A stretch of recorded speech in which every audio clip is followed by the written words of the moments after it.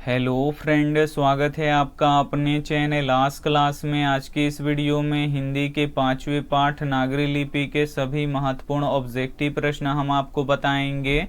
तो एक भी प्रश्न आप लोग इसकी मत कीजिएगा। वीडियो को प्लीज़ आप लोग शुरू से लेके अंत तक देखिएगा। और हमारे वेबसाइट पे ऑनलाइन टेस्ट चल रहा है, तो अभी तक आप टेस्ट नहीं दिए हैं तो टेस्ट आप लोग जाके दे दीजिएगा। अगर आपको टेस्ट देने नहीं आता है तो वीडियो के लास्ट में हम आपको बताएंगे कि टेस्ट कैसे दिया जाता है। और अभी तक आप हमारे व्हाट्सएप ग्रुप में नहीं जुड़े हैं तो ये हमारा व्हाट्सएप नंबर है 8789233004। इस पे आपको बोलना है कि सर हमें ग्रुप में जोड़ दीजिए, तो हम आपको ग्रुप में जोड़ देंगे। तो आइए शुरू करते हैं पहले नंबर प्रश्न से। तो पहला नंबर प्रश्न है कि नागरी लिपि के लेखक कौन है। ए ऑप्शन है भीमराव अंबेडकर, बी ऑप्शन है गुणाकर मूले, सी ऑप्शन है मैक्स मूलर, डी ऑप्शन है अमरकांत। काफी महत्वपूर्ण प्रश्न है ये आपके बोर्ड परीक्षा के लिए। यहाँ पे आपको बताना है कि नागरी लिपि के लेखक कौन है। तो गुणाकर मूले हैं, इसे आपको याद रखना है। यहाँ पे बी वाला ऑप्शन बिल्कुल ही सही हो जाएगा। आइए देखते हैं अगला प्रश्न। दो नंबर प्रश्न है कि नागरी लिपि पाठ कौन सी विधा है। ए ऑप्शन है कहानी है, बी ऑप्शन है निबंध है, सी ऑप्शन है कविता है, डी ऑप्शन है व्यक्ति चरित्र है। काफी महत्वपूर्ण प्रश्न है। यहाँ पे आपको बताना है कि नागरी लिपि पाठ कौन सी विधा है। तो ये निबंध है, इसे आपको याद रखना है। यहाँ पे बी वाला ऑप्शन बिल्कुल ही सही हो जाएगा। आइए देखते हैं अगला प्रश्न। 3 नंबर प्रश्न है कि सबसे प्राचीनतम भाषा कौन सी है। ए ऑप्शन है हिंदी, बी ऑप्शन है संस्कृत, सी ऑप्शन है अंग्रेजी, डी ऑप्शन है उर्दू। काफी महत्वपूर्ण प्रश्न है ये आपके बोर्ड परीक्षा के लिए, और ये प्रश्न बोर्ड परीक्षा में बहुत बार पूछा गया है। यहाँ पे आपको बताना है कि सबसे प्राचीनतम यानी सबसे पुराना भाषा कौन सा है। तो संस्कृत है, इसे आपको याद रखना है। यहाँ पे बी वाला ऑप्शन बिल्कुल ही सही हो जाएगा। आइए देखते हैं अगला प्रश्न। 4 नंबर प्रश्न है कि संस्कृत किस लिपि में लिखी जाती है। ए ऑप्शन है ब्राह्मी लिपि में, बी ऑप्शन है देवनागरी लिपि में, सी ऑप्शन है रोमन लिपि में, डी ऑप्शन है गुरुमुखी लिपि में। तो यहाँ पे आपको बताना है कि संस्कृत किस लिपि में लिखी जाती है। तो ब्राह्मी लिपि में लिखी जाती है, इसे आपको याद रखना है। यहाँ पे ए वाला ऑप्शन बिल्कुल ही सही हो जाएगा। आइए देखते हैं अगला प्रश्न। 5 नंबर प्रश्न है कि हिंदी किस लिपि में लिखी जाती है। ए ऑप्शन है ब्राह्मी लिपि में, बी ऑप्शन है देवनागरी लिपि में, सी ऑप्शन है रोमन लिपि में, डी ऑप्शन है गुरुमुखी लिपि में। और ये प्रश्न बोर्ड परीक्षा में बहुत बार पूछा गया है, तो इसे आपको ध्यान से याद रखना है। यहाँ पे आपसे पूछा गया है कि हिंदी किस लिपि में लिखी जाती है। तो जो हिंदी होती है ये देवनागरी लिपि में लिखी जाती है, इसे आपको याद रखना है। यहाँ पे बी वाला ऑप्शन बिल्कुल ही सही हो जाएगा। आइए देखते हैं अगला प्रश्न। 6 नंबर प्रश्न है कि अंग्रेजी किस लिपि में लिखी जाती है। ए ऑप्शन है ब्राह्मी लिपि में, बी ऑप्शन है देवनागरी लिपि में, सी ऑप्शन है रोमन लिपि में, डी ऑप्शन है गुरुमुखी लिपि में। तो यहाँ पे आपको बताना है कि अंग्रेजी किस लिपि में लिखी जाती है। तो अंग्रेजी रोमन लिपि में लिखी जाती है, इसे आपको याद रखना है। यहाँ पे सी वाला ऑप्शन बिल्कुल ही सही हो जाएगा। आइए देखते हैं अगला प्रश्न। 7 नंबर प्रश्न है कि पंजाबी किस लिपि में लिखी जाती है। ए ऑप्शन है ब्राह्मी लिपि में, बी ऑप्शन है देवनागरी लिपि में, सी ऑप्शन है रोमन लिपि में, डी ऑप्शन है गुरुमुखी लिपि में। तो यहाँ पे आपको बताना है कि पंजाबी किस लिपि में लिखी जाती है। तो गुरुमुखी लिपि में लिखी जाती है, इसे आपको याद रखना है। यहाँ पे डी वाला ऑप्शन बिल्कुल ही सही हो जाएगा। आइए देखते हैं अगला प्रश्न।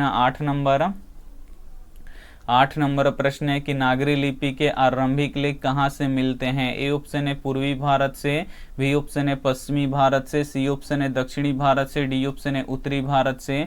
और ये प्रश्न बोर्ड परीक्षा में बहुत बार पूछा गया है, इसे आपको याद रखना है। यहाँ पे आपको बताना है कि नागरी लिपि के आरंभिक लेख यानी शुरुआती लेख कहाँ से मिलते हैं।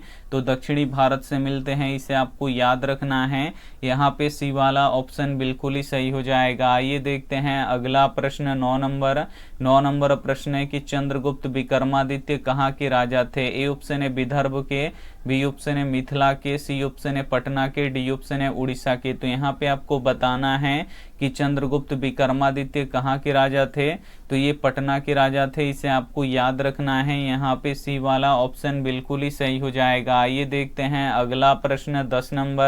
10 नंबर प्रश्न है कि बेतमा कहाँ स्थित है। ए ऑप्शन है पटना के पास, बी ऑप्शन है इंदौर के पास, सी ऑप्शन है पुणे के पास, डी ऑप्शन है इलाहाबाद के पास। तो यहाँ पे आपको बताना है कि बेतमा कहाँ स्थित है। तो जो बेतमा है ये इंदौर के पास स्थित है, इसे आपको याद रखना है। यहाँ पे बी वाला ऑप्शन बिल्कुल ही सही हो जाएगा। और इंदौर कहाँ पे है, तो मध्य प्रदेश यानी एमपी में है, तो ये भी साथ में आपको याद रखना है। आइए देखते हैं अगला प्रश्न 11 नंबर।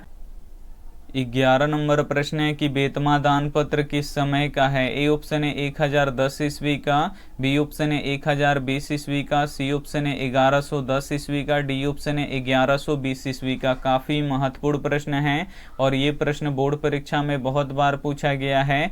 यहाँ पे आपको बताना है कि बेतमा दान पत्र किस समय का है। तो 1020 ईस्वी का है, इसे आपको याद रखना है। यहाँ पे बी वाला ऑप्शन बिल्कुल ही सही हो जाएगा। आइए देखते हैं अगला प्रश्न 12 नंबर। 12 नंबर प्रश्न है कि देवनागरी लिपि में कौन कौन सी भाषाएं लिखी जाती हैं। ए ऑप्शन है हिंदी, बी ऑप्शन है मैथिली, सी ऑप्शन है नेपाली, डी ऑप्शन है मराठी, ई ऑप्शन है ये सभी। और ये भी प्रश्न काफ़ी महत्वपूर्ण है।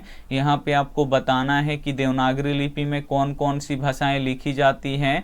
तो हिंदी भी लिखी जाती है, मैथिली भी लिखी जाती है, नेपाली भी लिखी जाती है, मराठी भी लिखी जाती है, यानी ये सभी भाषाएं लिखी जाती हैं। तो यहाँ पे ई वाला ऑप्शन बिल्कुल ही सही हो जाएगा। ये देखते हैं अगला प्रश्न 13 नंबर।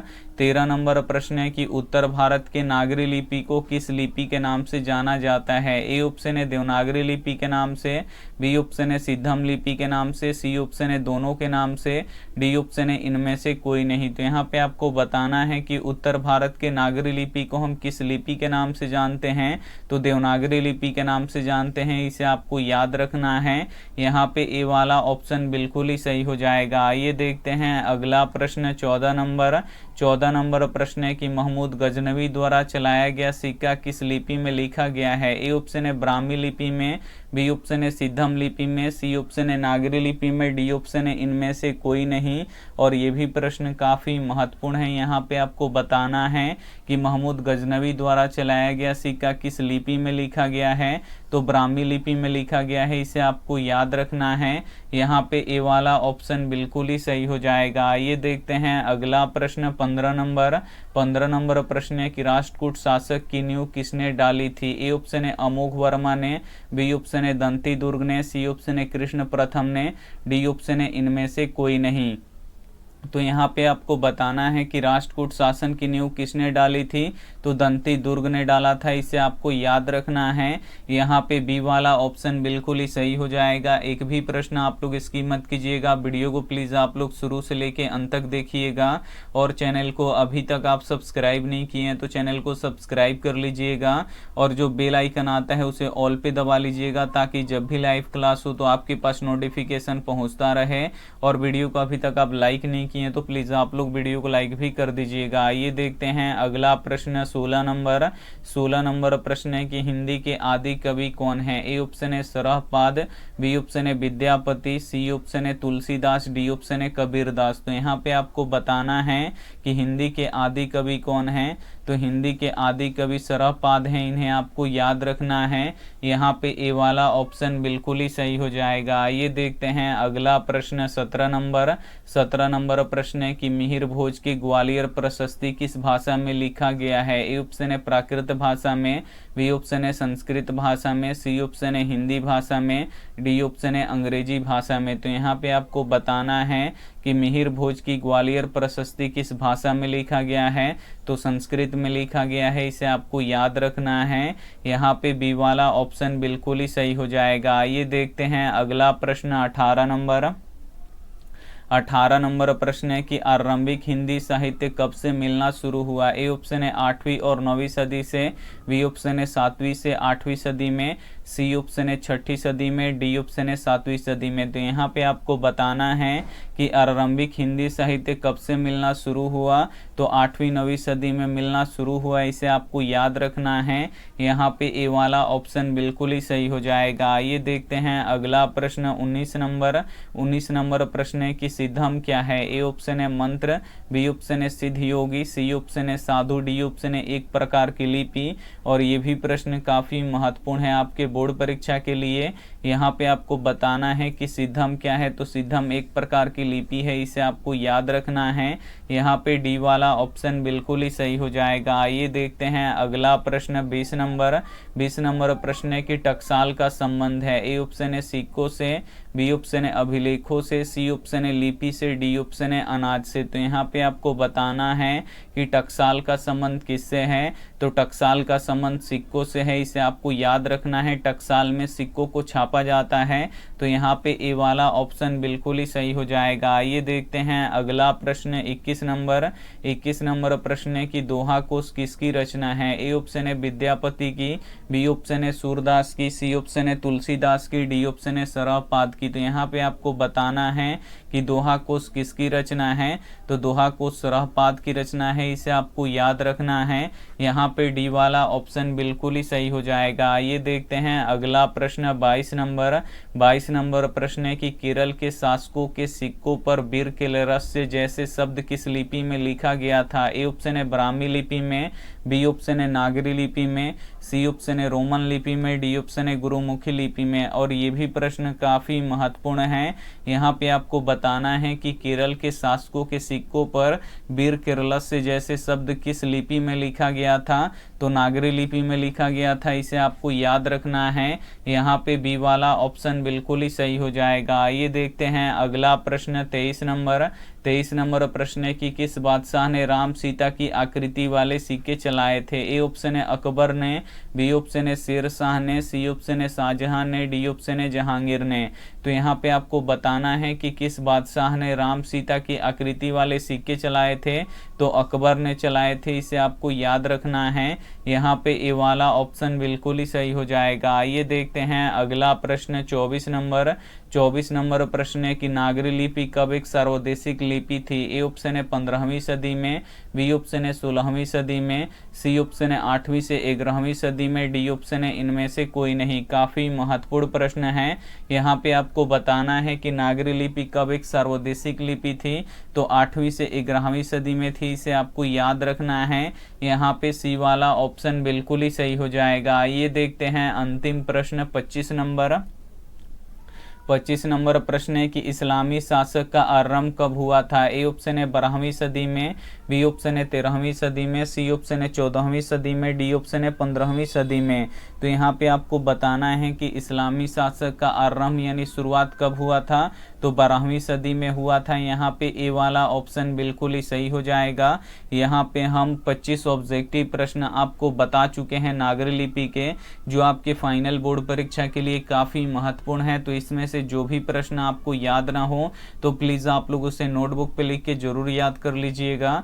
और ये रहा आपके लिए होमवर्क प्रश्न, इसका जवाब आपको कमेंट बॉक्स में देना है कि निर्लज अपराधी किसे कहा गया है? ए ऑप्शन है नाखून को, बी ऑप्शन है चोर को, सी ऑप्शन है डाकू को, डी ऑप्शन है बदमाश को। तो जो भी ऑप्शन आपको सही लगे वो आप हमें कमेंट करके जरूर बताइएगा। अब हम आपको बताते हैं कि आप लोग ऑनलाइन टेस्ट कैसे दे सकते हैं। तो सभी के फ़ोन में होता है गूगल या क्रोम, तो उन दोनों में से किसी एक को ओपन कर लेना है यानी खोल लेना है। जैसे यहाँ पे आपका गूगल या क्रोम ओपन हो जाता है तो यहाँ पे आपको सर्च बॉक्स दिखेगा, तो इसमें आपको लिखना है आस्क क्लास। तो हम लिख देते हैं ASK और फिर CLASS। यहाँ पे बस आपको आस्क क्लास लिख के सर्च कर देना है।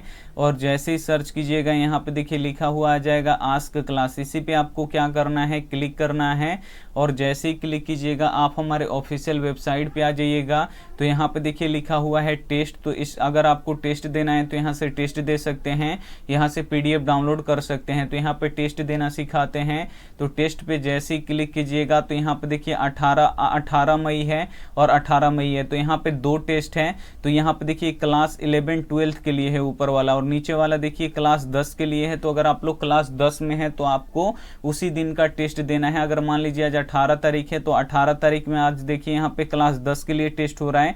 तो यहाँ पे इसी पे आपको क्लिक करना है। और ऊपर वाला 11 12 के लिए टेस्ट है तो उस पर आपको क्लिक नहीं करना है। यहाँ पे क्लास 10 वाले पे हम क्लिक करेंगे।